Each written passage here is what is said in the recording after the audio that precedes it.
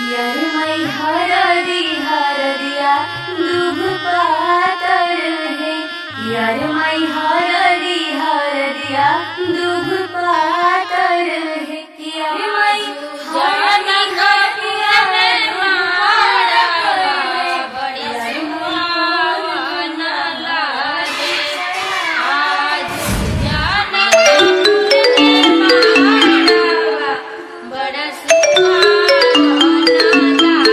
Hello. हाँ hello. कहाँ बाला? घरे बनी। अरे जल्दी आवा ना। अरे इतना जल्दी कब आ? हमरा ये सब कुछ नहीं सुने के, जल्दी आवा ना। अरे तो इतना घबराइल काहे बड़े? हमरा जिंदगी और मौत के सवाल बा, प्लीज जल्दी आ जाना। ठीक बा आओ।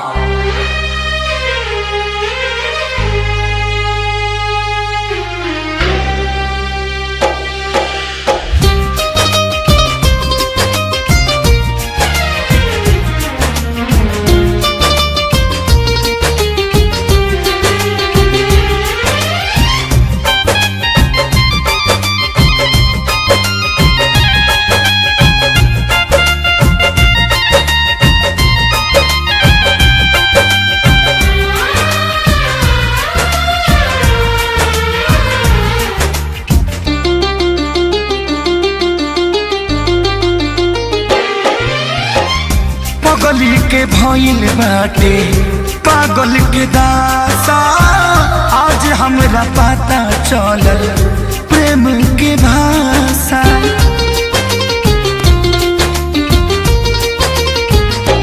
हाँ पगली के भइल बाटे पागल के दासा, आज हमरा पता चलल प्रेम के भाषा। रोते रोते मिले हमसे आयल बड़ी, रोते रोते मिले हमसे आयल बड़ी। हमर जान आज हरदी से लटाइल बड़ी, हमर जाना आज हरदी से लटाइल बड़ी।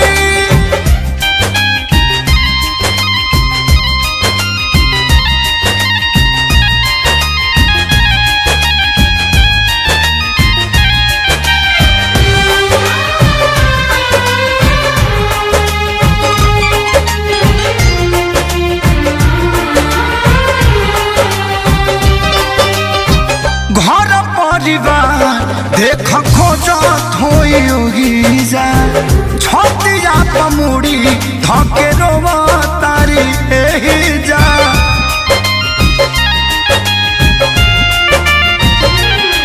हथवा के मेहंदी मिटावेली इ तो हमरे के समझावेली।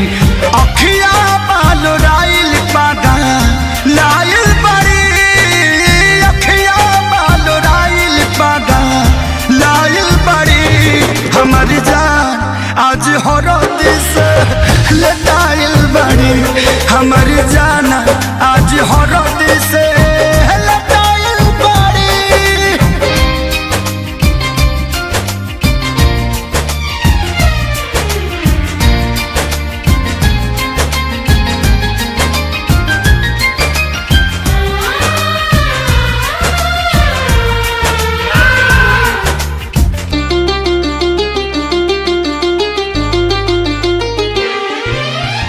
रोवला से इनका झर बनावा के पाता, प्यार के मतलब रब जिया जुए बुझाता।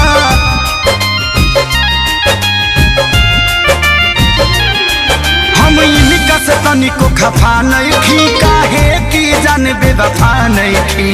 अखिलेश के खेसारी खाती भुलायल बड़ी, अखिलेश के खेसारी खाती भुलायल बड़ी। हमर जान आज हरद से लटाइल बड़ी, हमर जाना आज हरद से लटाइल बड़ी। ए जा, हम तो के छोड़ के ना जाए। सुना, कुर्बानी के नाम ही तो प्यार होला, और प्रेमी से बढ़ के परिवार होला।